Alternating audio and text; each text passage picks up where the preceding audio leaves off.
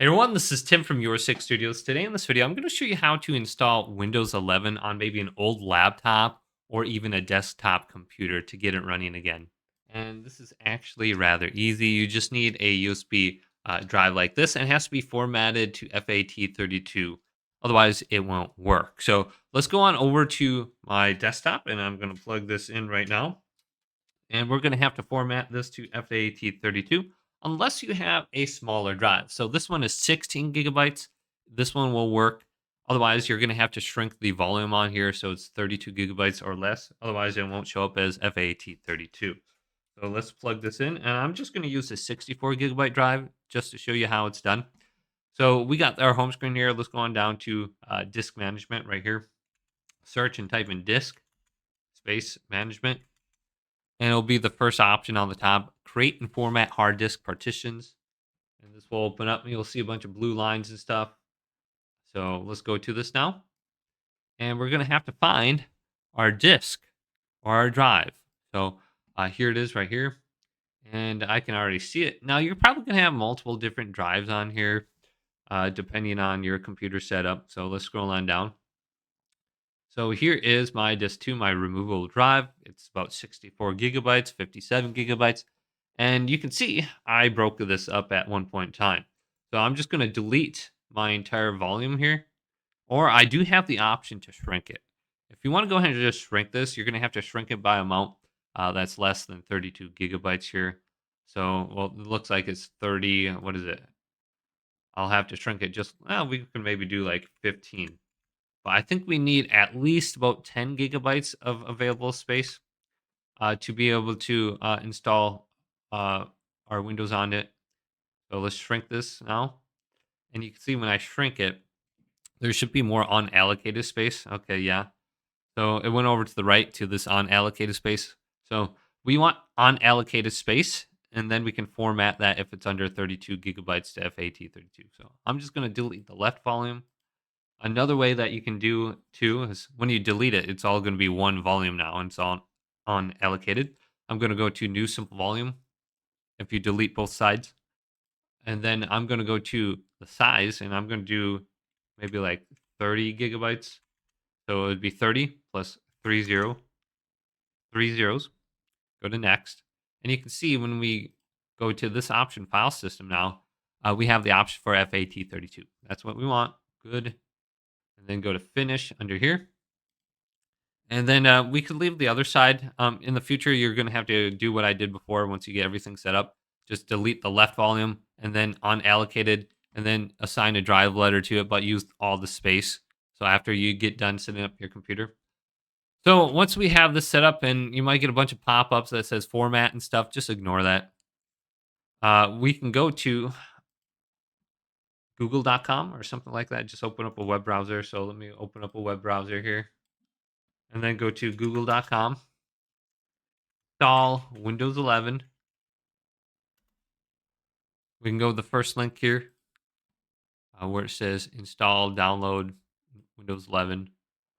So let's go to this. And this is going to be on Microsoft.com. There's the direct URL.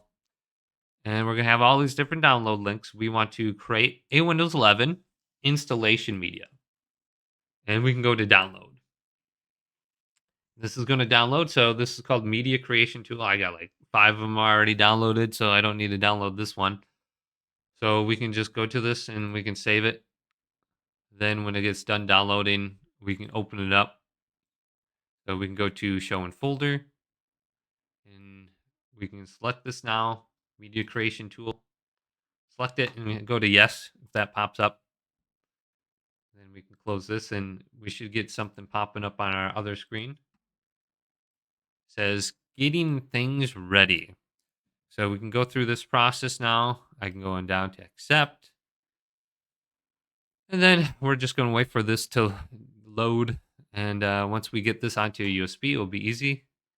So let's go to use recommended PC settings, USB flash drive right there. So we can choose this option. And then go to next. Then refresh the list. We want to use our USB drive that we have plugged in.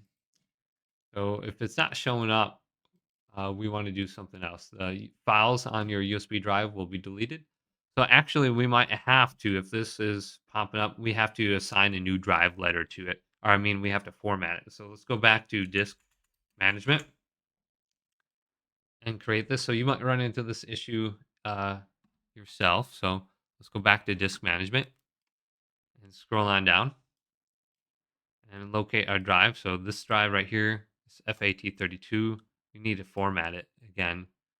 So here it is, format, go to yes, should be formatted. And if we can see it under here now, you can see it under File Explorer on the left. It should show up under this list.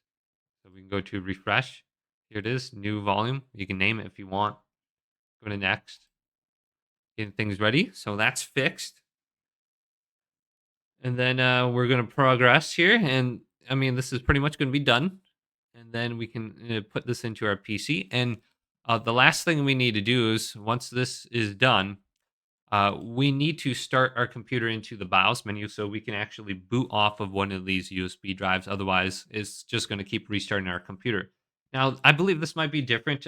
If you have like no disk drive or something, it might just boot up for you. But if you do have a disk drive, you definitely want to change it on over. So I have Windows 11 on this USB already ready to go. And this process, downloading it to this little USB drive and getting any kind of updates, it should only take about maybe like 10 to 15 minutes. You do have to download it. But I have it on here. Let's plug this into my other computer. Actually, I'm going to wait a second. But let's go on over to that. Now, if you get the screen here, you want to remove your USB installation because it seems like the installation is done. And then go to yes.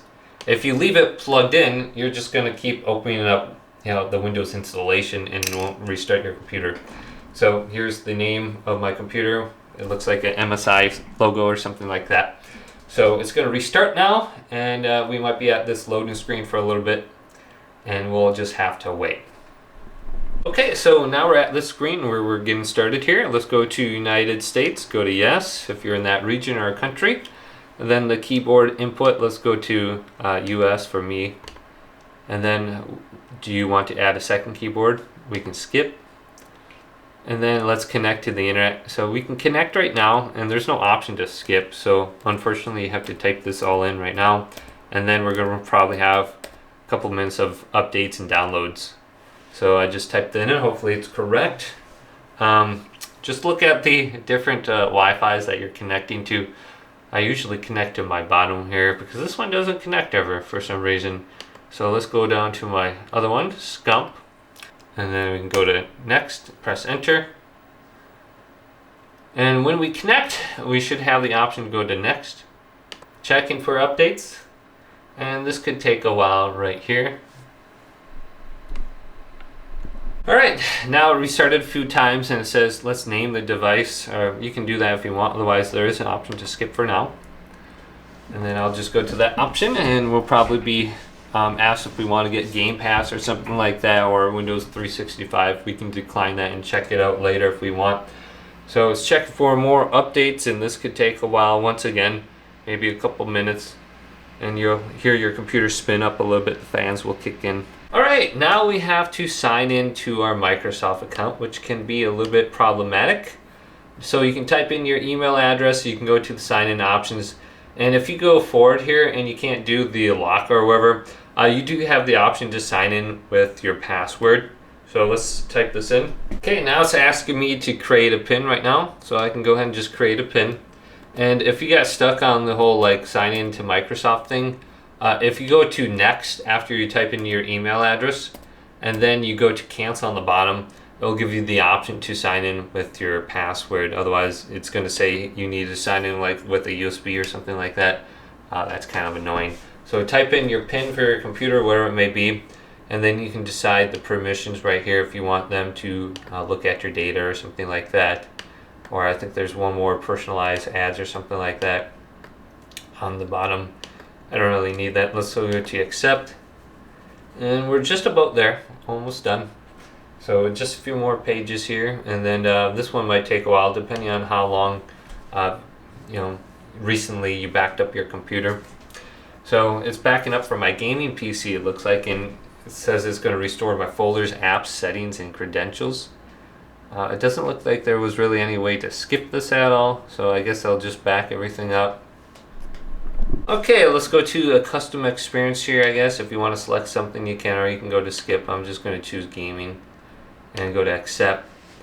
And then we'll go to the next page here. We can skip this, but you can set up your phone so you can message and make calls from your phone on your computer, which is actually really nice. I do that. And then I'm just going to skip this. Allow access to your recent browsing data, not now. I can decide that later. Decline 365. If you already have it now, your account should already just load up when you get in there. And then you can set up your email if you want. I'm just going to go to next. I don't need any cloud storage or anything like that. Skip this. If you already got Game Pass, you probably already have it, so no point in buying it right here if you don't want it. Then we finally are on our desktop and we can start using our computer like normal. So Windows 11 is pretty. Hopefully this video did indeed help you out. If it did, leave it a big thumbs up and subscribe to my channel down below.